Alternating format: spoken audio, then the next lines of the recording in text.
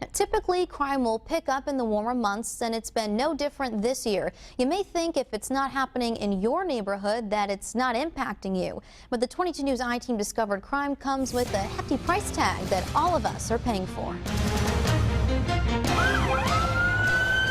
When you hear the sirens go by, you may not think you're directly involved, but a 22 News I-Team investigation found crime, no matter where it happens, costs all taxpayers a lot of money, and it starts to add up the second it happens. So, for example, if there's a homicide at 2 o'clock in the morning, the officers from the local town or the state police detective unit are going to get called out of their beds and have to go out and work all night. Hampden County's interim district attorney Jim ORENSTEIN told 22 News it only starts with police overtime costs. Then medical costs are possible if the victim doesn't have insurance. The bill for an ambulance ride alone can range from $750 to $2,000. That doesn't include any care needed. And those are just the immediate costs. The I-Team discovered any case that leads to jail time or ends up in a courtroom. We're now looking at hundreds of thousands of dollars for just one case.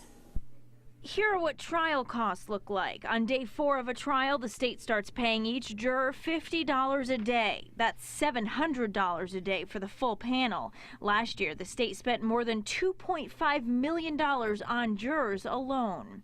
Now take recently freed Charles Wilhite, who underwent 2 separate trials, ultimately found not guilty. The state spent a total of $10,500 on his jurors alone. And it doesn't stop there. Ornstein says expert witnesses and DNA testing are becoming more common in trials, and both are pricey. The county budgets to spend a combined total of $100,000 each year on that alone. And none of this includes time spent in jail, which is $116 a day at the Hampden County Correctional Center in Ludlow, or $3,400 per person a month. Right now there are 1,300 people in there, which means today alone you spent about $160,000, which by the end of the month is roughly more than $4 million. Social organizations in Springfield say the cost of crime is skyrocketing out of control, but there are ways to help people and curb costs for taxpayers. The state and the county is willing to spend $3,000 a month to keep someone who can't make bail.